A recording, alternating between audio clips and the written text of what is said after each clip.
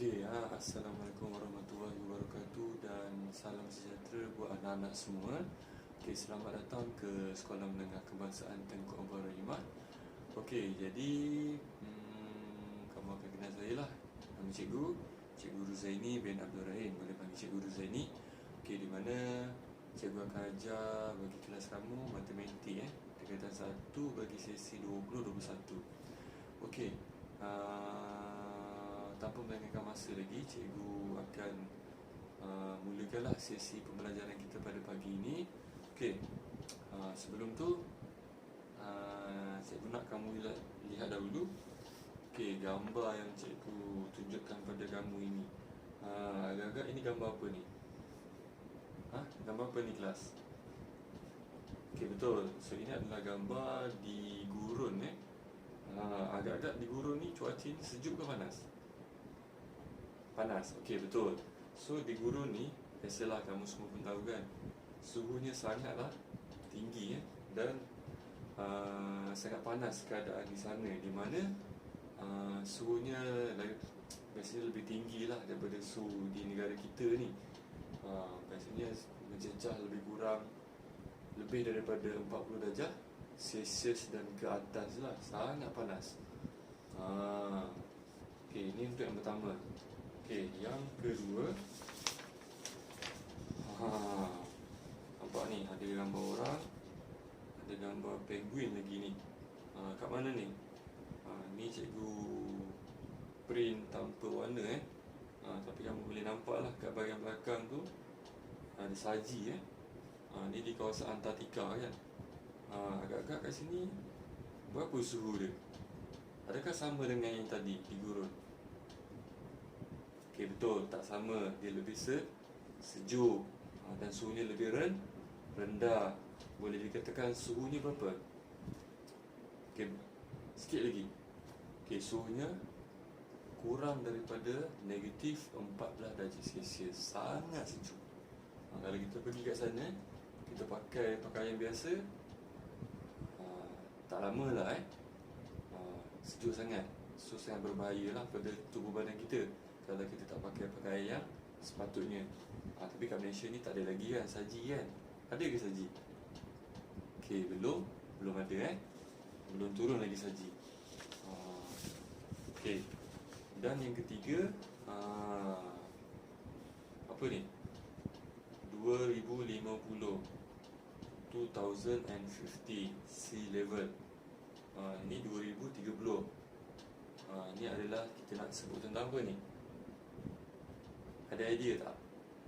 Ini kita nak sebut, kita nak kaitkan dengan paras laut lah sebab kita boleh kaitkan dengan keadaan sesuatu tempat di mana kita boleh perhatikan ada sesetengah kawasan tempat tersebut dia berada di atas paras laut, paras air laut lah. Maksudnya kedudukan tempat tersebut lebih tinggi daripada paras air laut.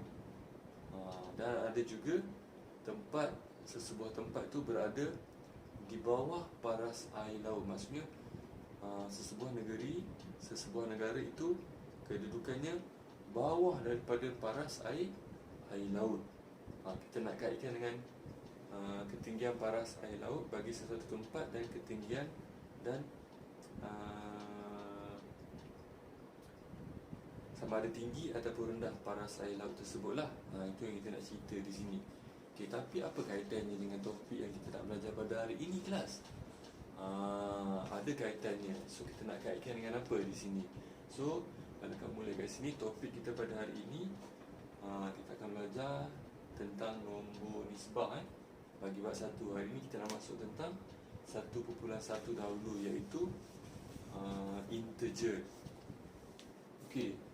So di sini untuk integer ni kita boleh pecahkan kepada dua bahagian lah. Kita boleh pecahkan kepada dua bahagian ya. So yang pertama kita boleh bahagikan dia kepada apa dia? Nombor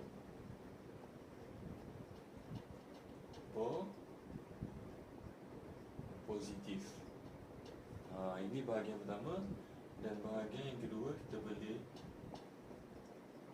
namakan dia sebagai nombor negatif. So integer ni ada dua, sama ada nombor positif dan juga nombor negatif lah. Ataupun kita boleh juga sebut sebagai nombor bulat positif dan juga nombor bulat negatif. So integer adalah nombor bulat positif dan juga nombor bulat negatif. Dia tidak ada dalam bentuk, dia bukan dalam bentuk pecahan dan bukan juga dalam bentuk perpuluhan. Ada mesti dalam bentuk nombor bulat positif ataupun negatif. Contohnya contoh ada apa dia? Banyaklah kat sini. Contohnya adalah positif 1, positif 2, positif 66, positif 100, positif 1000, dan sebagainya lah. Ini contoh bagi nombor bulat positif. Banyak lagi lah, 1 juta, positif 2 juta dan sebagainya. Asal je dia positif, kita sebut dia sebagai nombor bulat positif. Contoh bagi nombor bulat negatif. Contoh dia apa dia? Pun sama lah.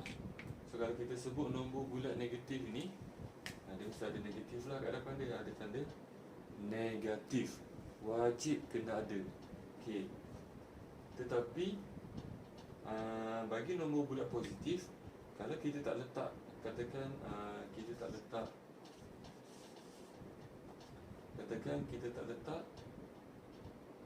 positif kan, kita letak 99.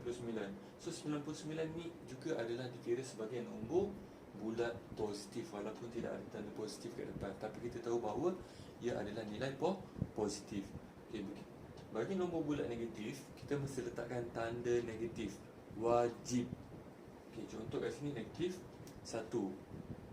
Contoh lagi negatif 2, negatif 99, negatif 1200, dan sebagainya lah. So untuk nombor bulat negatif, wajib kita letakkan tanda negatif.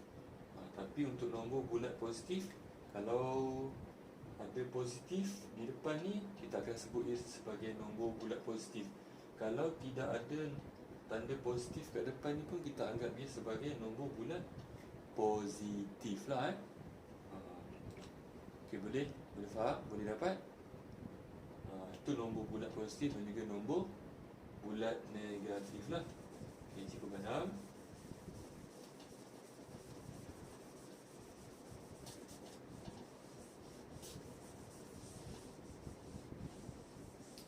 Seterusnya,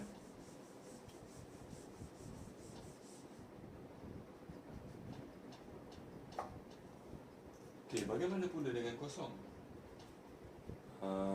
Kosong ni juga dikira sebagai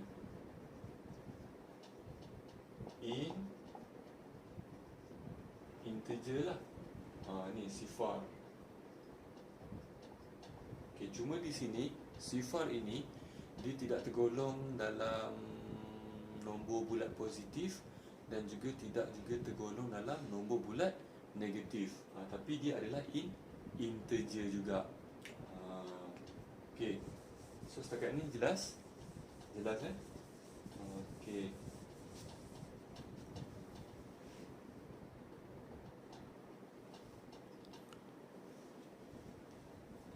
kelas. So sekarang kita nak pergi pada bahagian yang seterusnya.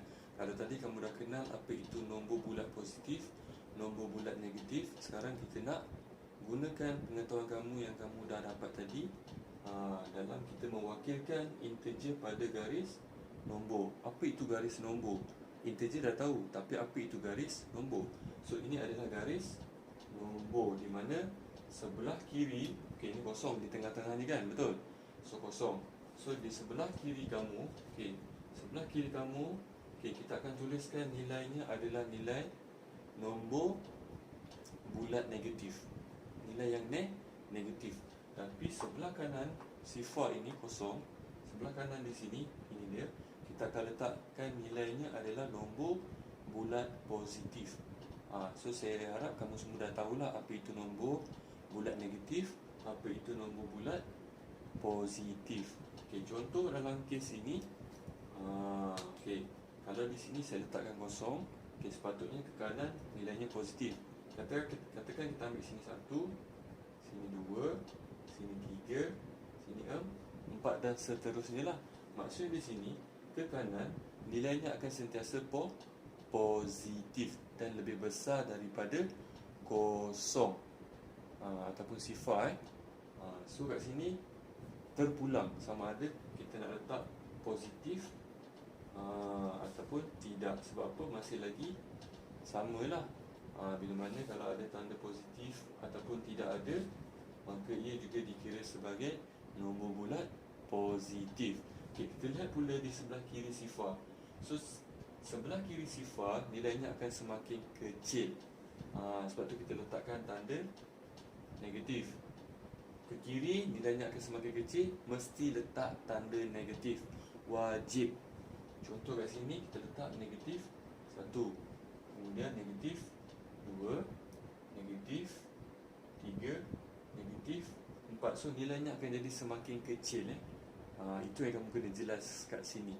Bagi nombor, bagi garis nombor sebelah kanan, kamu akan tahulah kat sini dia akan semakin besar nilainya, dan positif. Tak boleh sebelah kanan ni kita letak nilai negatif. Nilai negatif kita akan letak sebelah kiri sifar. Nilainya akan semakin kecil dan wajib kita letakkan negatif. Okey, tak apa. Kita bagi contoh yang kedua. Okey. Contoh yang kedua. Okey, katakan di sini. Okey, katakan di sini di tengah-tengahnya nilai ni kosong. Katakan di sini 2.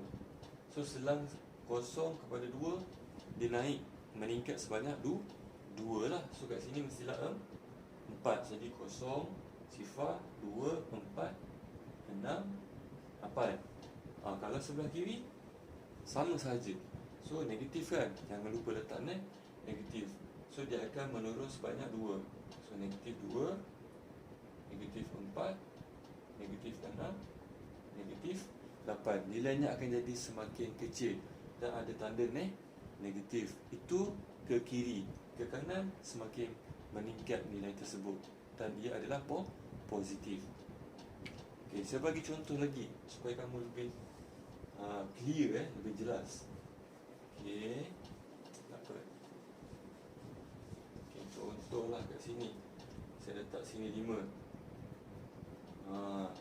So dia naik daripada sifar ke 5, meningkat sebanyak 5. So kalau 5 situ, di sini 5, sini 10. Sebelah ni lagi 15, kemudian 20. Sebab apa? Sebab dia meningkat sebanyak 5. Sama juga dengan sebelah sini, ia akan menurun. Penurunan tu berlaku sebanyak 5. So sini negatif 5, kemudian sini negatif 10, sini negatif 15, dan sini negatif 20, dan seterusnya lah. Itu maksud cikgu. Okey, jelas? Ada apa-apa soalan? Okey, kalau ada soalan nanti ajukan dalam grup. Okey, so cikgu rasa untuk hari ini cukuplah. Kamu tahu apa itu integer, kan? Integer terbagi kepada 2, kan?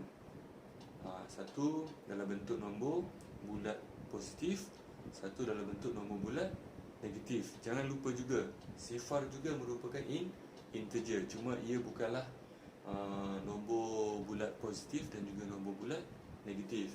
Kemudian kamu baru belajar ni, bagaimana kita nak wakilkan integer itu pada garis nombor. So ini garis nombor lah. Bagaimana kita nak tentukan integer tu terletak di bahagian mana pada garis nombor? Ingat, kalau ke kanan mestilah nombor bulat positif, ke kiri nombor bulat negatif. Di mana kalau ke kiri nilainya akan semakin mengecil. Bila ke kanan daripada sifar ini ke kanan, maka nilainya akan semakin bertambah lah, meningkat. Okey, so cikgu rasa sampai situ saja untuk hari ini. Mudah-mudahan kamu semua jelas dan faham.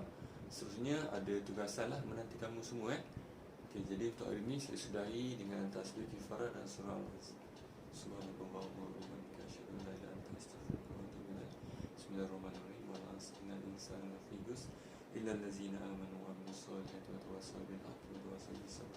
Okay, assalamualaikum warahmatullahi wabarakatuh dan salam sejahtera.